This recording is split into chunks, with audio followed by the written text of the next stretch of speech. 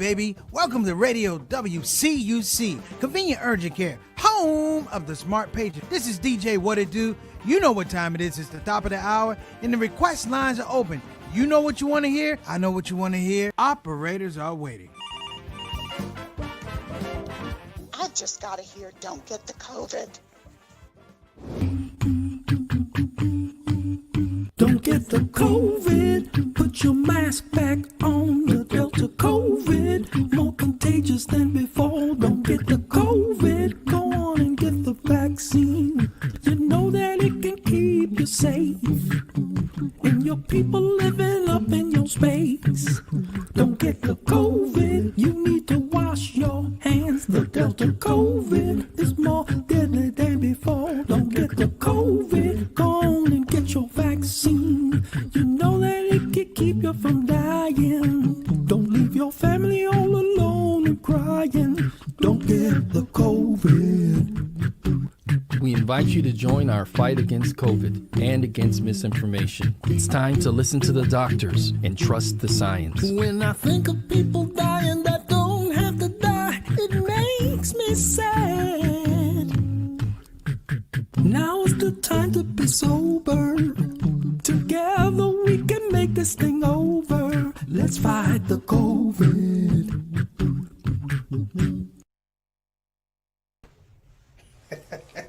Assalamu alaikum rahmatullahi wa barakatuh, everybody. I'm Preacher Moss, host of the SOS, the Shout Out Show. We wanted to surprise everybody, give you a little reveal of the Convenient Urgent Care video, Don't Get the COVID. So we're going to play that at the end of the show, but we thought we'd surprise you guys. Hope you're having a wonderful, wonderful Thursday as we ease into the weekend. You know, today, brothers and sisters, it's a repeat day. Today is January 6th, exactly 1 year away from last year, January 6, 2021, when we all witnessed on television what turned out to be an insurrection in the nation's capital, Washington, D.C., my hometown. Now, let me break this down with you, brothers and sisters. Today is being listed as an anniversary, the 1 year anniversary of the Capitol insurrection. I have some problems with this. Obviously, I'm going to be bringing them out on the show. Not just the idea that that there was an insurrection. We know that. I'd say it was an attempted coup. You say tomato, I say tomato. My point, brothers and sisters, is in a year, we are still stuck in the same inertia that has not brought the proponents, the main ringleaders of this situation, to justice. They've not been prosecuted. They've not been deposed. Nothing. We seem to be locking up the people who are the pawns in the situation. We're not getting to the kings and the queens. That being said, brothers and sisters, I also have a fundamental problem with the fact that they're making this an anniversary. That somehow, some way, the American public, we are not clear to the fact that what happened 1 year ago today was, in fact, brothers and sisters, one of the largest organized demonstrations of domestic terrorism. Why are they not talking about it? We're going to get to that point throughout the show. But my point, brothers and sisters, I want to make sure that we, the sober-minded of us all, have an honest conversation and a truthful conversation. Because if we don't have it, what happens is we're going to be left out of a conversation. We're going to be left out of discussion. We're going to be left out of history, because at some point in time, if you roll this over long enough, brothers and sisters, it will be that somehow this will be Patriots Day. I guarantee this will go from an insurrection to Patriots Day. Now, before we do that, again, I want to give a shout out to the family of Carl Banks. Many of you don't know Carl Banks. He's a personal friend of me. He was a fellow comedian he succumbed to cancer 2 days ago. It's sad about sometimes how you come up on things on Facebook. I know he had been a cancer survivor, but he passed, unfortunately, probably something attributable to COVID. I'm not sure, but he was a heck of a comedian, a funny comedian, a much better human being, and I think the world is going to be at a loss with him not in his presence. So shout out to the Carl Banks family. Also, again, shout out to Imam Fatim and his wife, who returned to Allah. These things, brothers and sisters, are happening all around us, and I think even that makes me a little bit even more incensed about this farce, if you will, of trying to have an anniversary of a crime, brothers and sisters. This is an anniversary of a crime. There's no one in other insurrections in the world that is celebrated that have anniversaries. They are not talked about. They are deep six. And here we are in the United States, not even 5-10 years later. You have people making this thing on one side, okay, it's an anniversary. On another side, brothers and sisters, they are saying this was a proclamation for freedom in the United States. It was domestic terrorism. It's the same type of domestic terrorism that like some gentlemen in Michigan, I say gentlemen in Michigan, to think that they can actually kidnap the governor to get their way. Brothers and sisters, we're living in weird times to be very, very soft and put it out there. But I think today I would like to just kind of go a little ham. I'm going to, if you allow me to, I'm going to take some theories, if you will. They're not 100% fact, but I'm going to try and take some breadcrumbs, put it together, and no, I'm not going to make a loaf of bread. It's just going to be a lot of crumbs. But those crumbs still have value. So we're going to go ahead and get started. I appreciate you. Welcome to the Shout Out Show. Thank you for being here. Satana, let's get it rolling.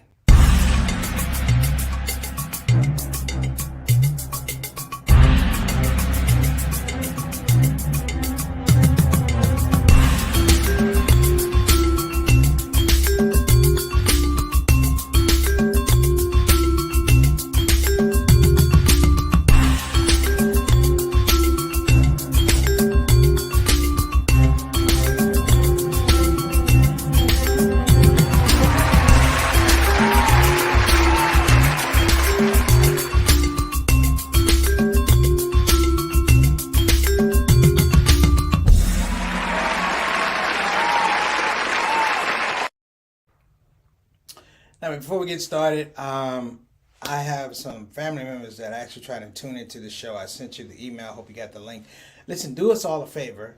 Click the subscribe button and the notification button. That way, when the show comes on, we can give you a heads up that the show is coming on. You can actually look at what the content is. Because I really only send out 4 emails to the links. That's Miss Eleanor, my mother, my aunt, and my dad. So that's all I can do. You're going to have to subscribe and hit the notification link. I haven't said that. Satana, I don't even know when the last time I ever said hit the subscription link. I know you're like, I hate you, Preacher Moss. Subscription. But I did not do that. So forgive me, everybody. Let's go ahead and get to the show. Before we do anything, if it's your first time coming to the show, God bless you. Thank you so much for tuning in. We appreciate your presence on the platform. Like I say, I'm the host of the Shout Out Show, but you know what? It's the people who make the platform, and you coming on today make the platform. Now let me show you a special feature of coming on the Shout Out Show. If you come a couple of times and I recognize your effort to get here on this live stream type of deal, you know what you're going to do? You're going to get your stripes. You're going to get your SOS stripes. SOS stands for Shout Out Show stripes. But you get to be a part of the Shout Out Show soldiers, a part of the Shout Out Show family, a legion of dedicated people who come to the Shout Out Show. Rain, sleet, or snow, better even than the post office person. But they come here on the show and they make it do what it do. Let me show you some of the people we have on the platform. Who we got today? We got Sister Ree. Sister Ree is a mainstay of the Shout Out Show. Sister Ree, thank you so much for coming on. You know what? The ground turkey and rice was good last night. I put a little salt on it. But it was excellent. I just want you to know that. I know we were going back and forth. It was good. Thank you so much and I appreciate you for hooking me up like that. Okay, Sister Ree, also shout out to Derek and shout out to Jawan. Next up, Bilal Salahuddin. Wa alaikum assalam rahmatullahi wa barakatuh. How you doing, brother? He says salam from us. That means he got a crew of people. Bilal, thank you for coming on the show, brothers. And you know what? So I got to give out stripes. I'm going to start giving out stripes to people on the Shout Out Show. Because they're going to have official rank in case, that's in the general order of leadership. If the general falls, there should be lieutenants and captains and majors to take his place. That's what I'm thinking.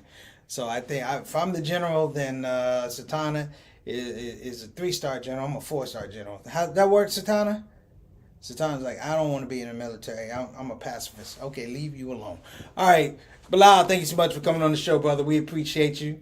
Hope you can jump in with some comments. Let me know what you think about what we're talking about on this show. Next up, Altaf Rashid, all the way from Toronto, Canada. Altaf, thank you for coming, brother. We appreciate you. Yes, indeed. Better known as Mr. 6 o'clock, straight up, straight down. I say Altaf's always on the scene, on time, and Comes all the way from Toronto, brothers and sisters. He is the official Canadian ambassador of the show. I don't know if there's a lot of live stream shows out there, but we have a Canadian ambassador to the show. Make sure the quality of the show is good on this side of the border and the next. Peace and blessings to yours, family, brother. Wa alaikum assalam wa rahmatullahi wa barakatuh. Next up, who we got? Mama Son, better known as Mary Moss. That's my mom, brothers and sisters. Mom to a lot of people, as a matter of fact. Hey, I'm glad you made it on the show, Mom Son. Appreciate you. She's giving a shout out to the SOS family. She is the matriarch of the SOS family. You know, in the Baptist church, you have the mother of the church. She's the mother of the SOS. How about that? Mom, I gave you a title. You are the mother of the SOS. All right. Next up. And we got Sister Satana, who is the consultant producer, of which very little of this is possible. You know, it's one thing to have a concept, but it's one thing to have a running buddy that helps you get your concept up. Sister Satana's been that for this and a couple of other things, but I'm hoping she's going to run with me on something big. Had a great meeting today, Sister Satana. I'm going to tell you about it after the show, but, you know, Sister Satana's big time. I know I'm not big time. Sister Tana's big time. She'd be like, I'm just doing you to do. I'm just working with you to get work off the community service hours I got for shoplifting. And go and get your hours, girl. Get your hours. I'll give you a couple hours. All right, Sister Tana's like, oh, if I could reach through the screen, I would choke you in front of your mom. All right, next up, let's get to this thing, brothers and sisters. This thing that's been bothering me. You know, a lot of times we have a holiday.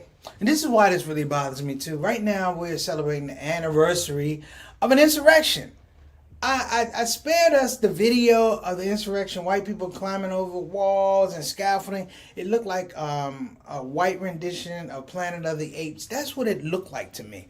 I was like, look at all of these Caucasians climbing walls. I was like, it wasn't a concert. It wasn't a natural disaster. Brothers and sisters, these were people who were displeased at the results of an election. They were displeased at the results of an election. This was not a patriotic act. This was not something like the Boston Tea Party, where the colonists threw tea into the Boston Harbor, allegedly, to protest tax. This was not that, brothers and sisters. This was not that. This was not anything having to do with the Constitution, Declaration. It had nothing to do with that. This was, brothers and sisters, domestic terrorism. My question is, why are we, in some regards, celebrating domestic terrorism? Why are we celebrating? If you're going to celebrate domestic terrorism, then we should have a holiday for the Oklahoma City bombings. You know why we don't have a holiday for the Oklahoma City bombings, brothers and sisters? I'm going to tell you, because that was an act not against people, but against government. And the way to hurt the government was to hurt the people. This is different. These are people who were disgruntled with the fact that the government didn't do what they wanted them to do. The government did what it was legislated to do, constitutionally, legally, what it was supposed to do. And somehow, some way, people felt cheated. Now, let me throw this out here. It always affronts me that people feel cheated when they don't get what they want. They have no compassion, no mercy, no attention to where other people get cheated.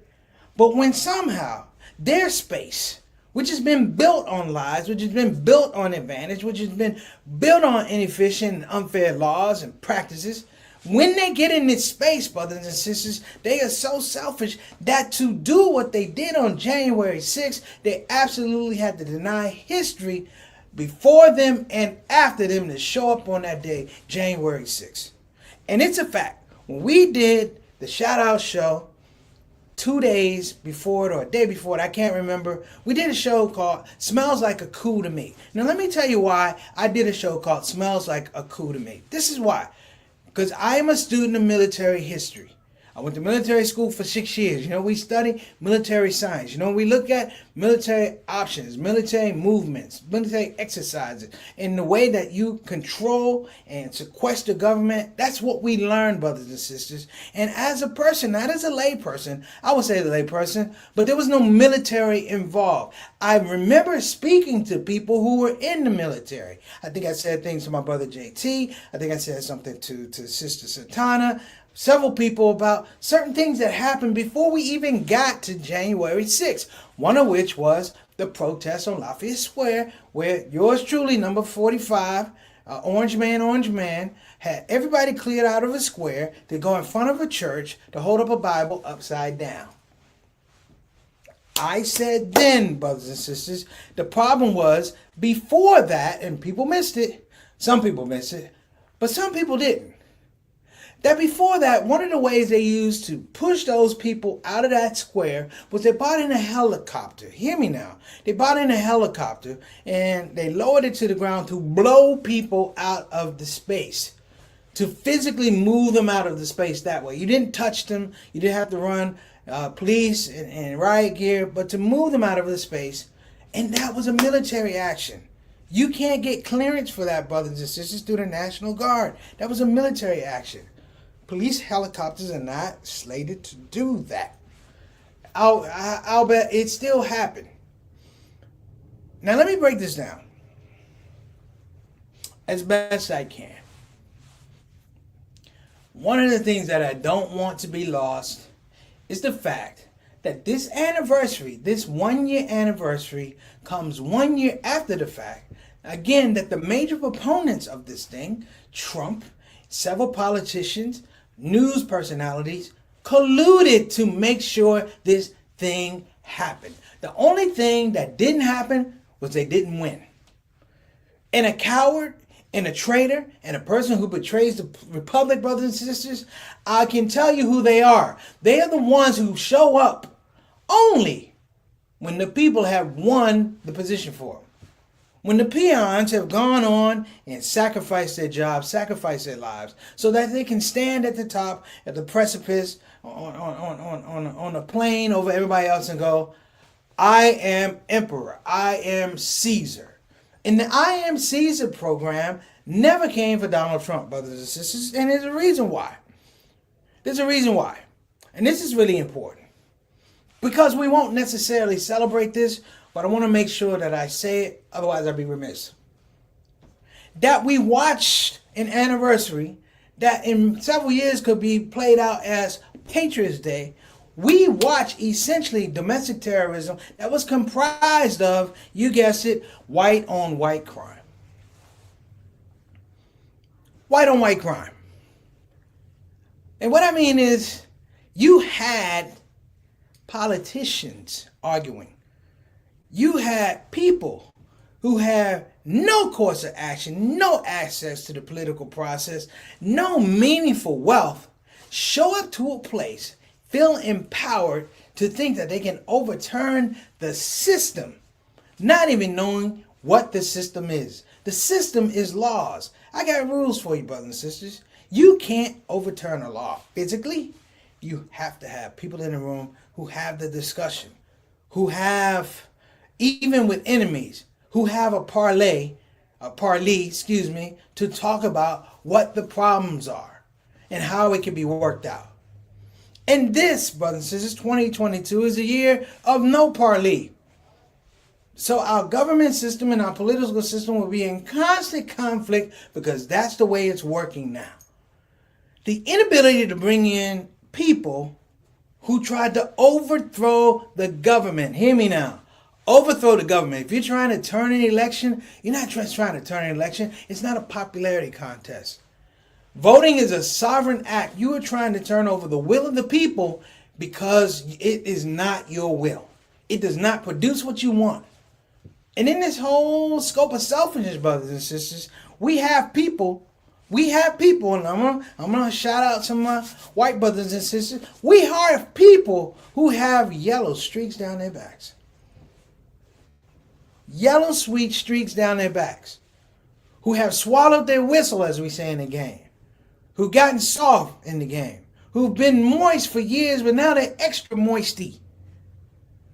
And we have these people still in leadership positions that turn around to us and tell us, I'm your leader. I'm damn near through. I'm sick of it. Because it appeals to me that these people realize they've been exposed by their own folks.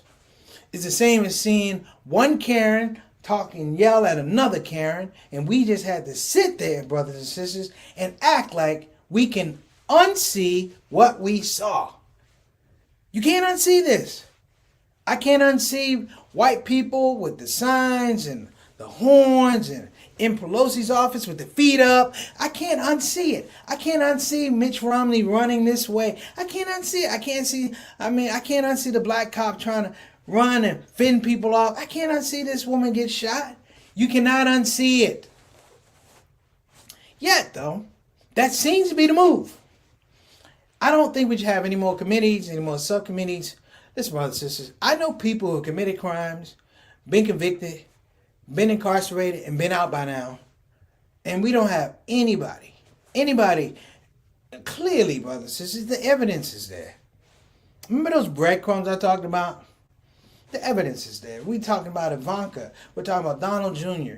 We're talking about Sean Hannity. We're talking about all of these people going, hey, man, we've gone a little bit too far. You might want to reel it in, Donald.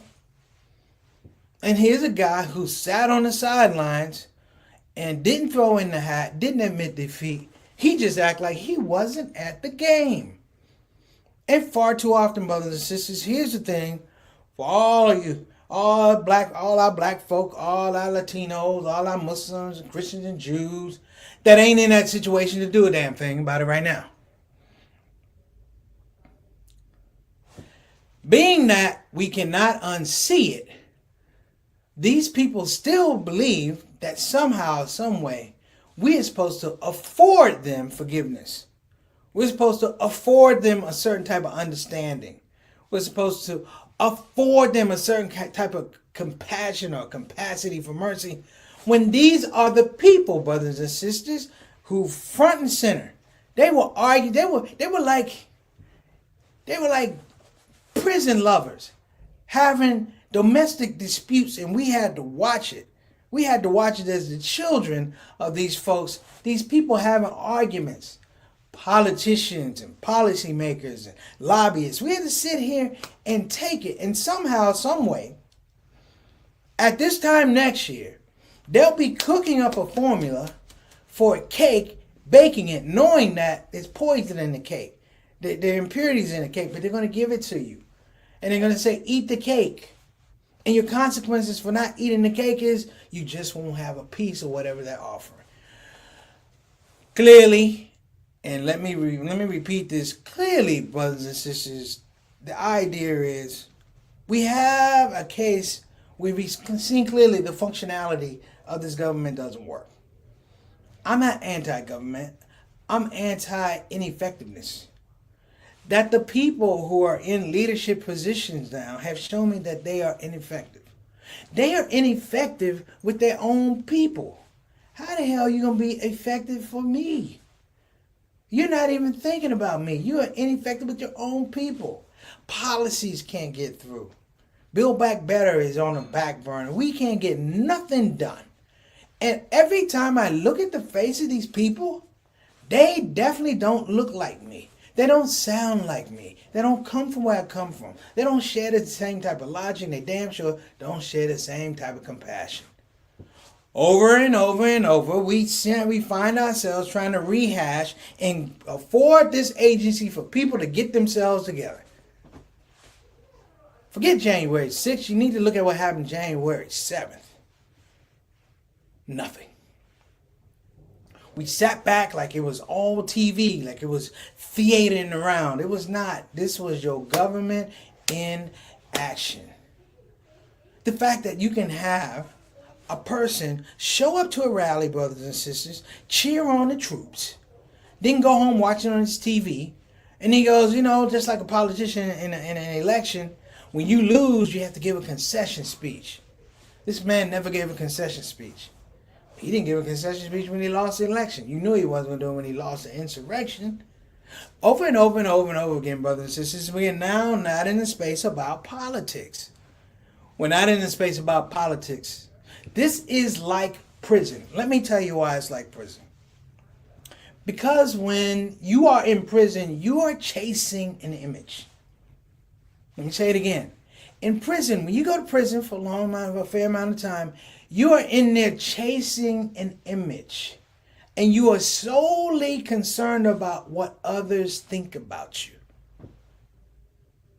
Solely concerned about what others think about you. And what others think about you is the thing that fuels you chasing this image. That I want to be tough. That I want to be smart. That I don't take no stuff. And those were the people who showed up, hear me now, they showed up to the Capitol building. These are largely white, frustrated people who have been in the prison, brothers and sisters, of their minds. The prison of lies. The prison of the fact that all the things you've been told are true are not true. And when they showed up to the Capitol building on January 6th last year, brothers and sisters, when they showed up, there was no curtain to pull back to say that this is the mighty Oz. They pulled it back and said, damn, these people look like me. Can you imagine, brothers and sisters, can you imagine if these insurrection people showed up at the BET Awards looking for justice? It would have been absolute mayhem. They'd have killed every black person in there and found a justification to do it. In a couple of days after this debacle, if you will, that's what I'm calling it. In a couple of days, January 15th, we're going to have MLK Day. And I want you to look at the way that they portray MLK in juxtaposition to insurrection. You know, he was framed as a domestic terrorist, brothers and sisters, in his time, as was Malcolm, as was Elijah, as was Medgar. They were framed as domestic terrorists, as was Muhammad Ali. But they were domestic terrorists. Why? Because they loved their people. In spite of the fact that loving their people infuriated other people. It made other people upset. Nobody loves a black man more than a black man that hates himself. And a black man that hates things and people who look like him. His history. Black woman, Latina woman. All of this, brothers and sisters. But now we have something to look at. And for the greater part of it, and the last part of this show, because, man, that time went quickly. But for the last part of the show, brothers and sisters, I want you to start thinking about, what is your exit plan? I talk about it often. What is your exit strategy? If you know that the fruit is being brought to you as poison, are you willing to get into YouTube or Google and learn how to produce your own fruit? It's not a new concept. It's been done before. This is out of necessity. What I saw on January 6th was the political system doesn't work for us. It won't work for us for a while. Because to get the political system right and happy and functional, it will serve the needs of the people that actually attacked it first. Not the people who sat back and go, hey man, that's wrong. Hey, I'm American. I'm an American. But just to wrap up and be honest with you guys, this is scary times. I honestly thought January 6th, by January 10th, they had everybody locked up. I thought it would have been like first 48. I thought it was going to be like first 48. They're going to have white people telling on each other, it wasn't me, it was Elroy. And Elroy drove and all of this stuff. And Peter came, but Peter couldn't come all the time. He dropped us off because his wife got gout and he had to take her to the doctor. I thought it was going to be something like that, brothers and sisters, but it's metamorphosized. And it's reached levels of political Jesus, if you will, because these people, in many regards, they won. They won. They scared the politicians who remain in the building and remain in their political positions, if you will, strategic positions, I might add. They made those people scared. So when the protesters receded, the threat stayed there. And so you have a wannabe king running around threatening people who don't subscribe to his way of thinking, don't subscribe to the fact that, hey man, we don't care about the people. It's about what I want. It's about what I want. This is a dictatorship, brothers and sisters. A wannabe dictator still running around scaring people, making people not run again for public office, making people change their positions because they don't want to have to run against other people as incumbents. This is the very definition of dysfunctional politics. So, I'm going to get out of here. Let me give a shout out to our folks. You guys have been very patient too. Thank you so much. We got JT. Wa alaikum assalam rahmatullahi wa barakatuh, beloved. How you doing, man? Thank you for making the show. What's your show without my little brother, man? Appreciate you. I know you got things to do, but I'm happy to see you on the spot. And, oh my goodness. Let's go, Sister Shiraz. How are you? Wa alaikum assalam rahmatullahi wa barakatuh. My eyeglasses are bad. Law must be respected by everyone and applied to everyone, no matter the race, color, religion, or background. I agree with you. In fact, I salute you. Thank you so much for coming on the show. We need to hear that, brothers and sisters. I appreciate you. And Mama Moss has one on here. She says, January 6th showed military planning and military execution. No sorrow for those killed and hurt. They are not finished. They feel victorious. This is true. Mama Sana, I believe that. Because now, whether you have another insurrection or not, this is what you have, brother. You have a credible threat. You have a credible threat that this could happen again. There are people, brothers and sisters, who are opening up businesses based upon the fact that this could happen again. Real talk. All right, so let me go into my wrap up. Brothers and sisters, please, I hope next year we do not have a second anniversary of January 6th. I hope that we really nip it in the bud. I really hope that we nip it in the bud, because we're not celebrating any other insurrections.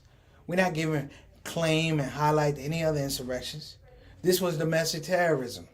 Clear and simple.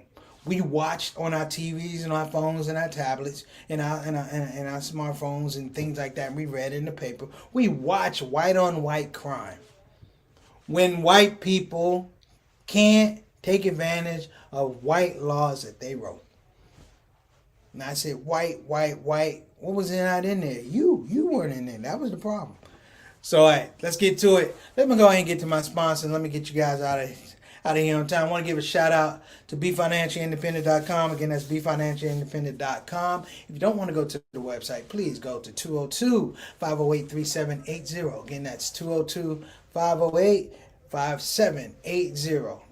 The attorney, Esquire Maxine B. Cade, will be on the line waiting to take your call. Shout out, Attorney Cade. All right. And also, brothers and sisters, if you are interested in getting a quality graduate level Islamic education, you got to go to Bayan Islamic School. Bayan, with programs in Islamic leadership, Islamic studies. Also, one of the best programs in Islamic education, and a Master's of Divinity with a focus, concentration in Muslim chaplaincy. You can't beat it. Make sure you check it out. All right, go to bayanonline.org. Again, that's bayanonline.org. We're going to switch it up a little bit. I want to give a shout out to UsHub TV. Again, that's UsHub TV, the new kids on the block for streaming. I'm telling everybody, go to UsHub. They have a free trial. They have amazing content on there. Muslim artists, Muslim directors, Muslim creatives. Love Supreme, my project, my opus, my passion project is being screened on there now. What you do, you can go, you can check it out. You can look at Love Supreme and, cancel your subscription. No, that's wrong. I know how we do.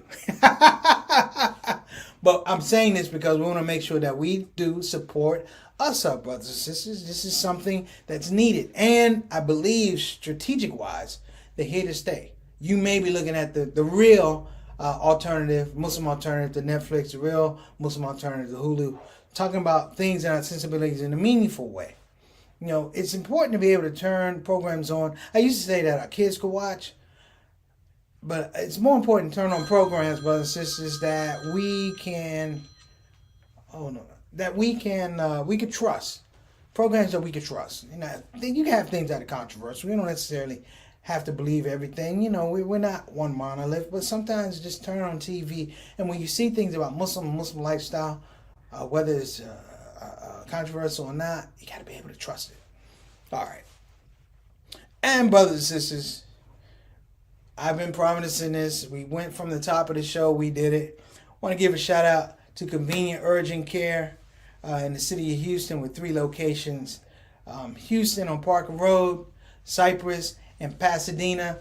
Listen, they are doing major stuff. So if you're in the Houston area and you get that call, especially with this Omicron, make sure you go and check them out. I mean, they have incredible staff, The leader over there, his name is ShOUT. ShOUT, he's doing amazing work, brothers and sisters. We need to support our organizations and support our Muslim health organizations and support our Muslim health centers. All right, listen, that's it. On this note, I'm gonna send us out, Sister Satana, on the newly cut trailer called "Don't Get the COVID." See you guys tomorrow. Assalamu alaikum wa rahmatullahi wa barakatuh.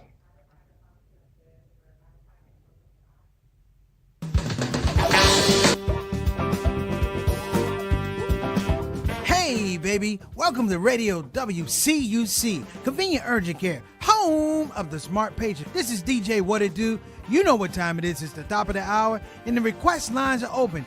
You know what you want to hear. I know what you want to hear. Operators are waiting. I just gotta hear don't get the COVID. Don't get the COVID. Put your mask back on. The Delta COVID, more contagious than before. Don't get the COVID. Go on and get the vaccine. You know that it can keep you safe, and your people living up in your space. Don't get the COVID. You need to wash your hands. The Delta COVID is more deadly than before. Don't get the COVID. Go on and get your vaccine. You know that it can keep you from dying. Don't leave your family all alone and crying. Don't get the COVID. We invite you to join our fight against COVID and against misinformation. It's time to listen to the doctors and trust the science. When I think of people dying that don't have to die, it makes me sad. Now is the time to be sober. Together we can make this thing over. Let's fight the COVID.